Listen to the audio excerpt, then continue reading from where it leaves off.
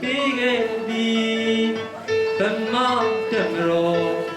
ဖော်ဆောင်ဖွဲ့စည်းအမျိုးသားကောင်းဆောင်ကြီးကြိုးစားအားဆောင်ပြီးဆောက်တဲ့ဖခင်အောင်ဆန်းတည်ထောင်ခဲ့ပါသည်တိုင်းရင်သာတွေ့စီဖလေခဲ့နေချေကိုတော်လန်အောင်လိုက်ပြီးအောင်ဆန်းတကယ်အောင်ဆန်းဟေ့အာသာနီ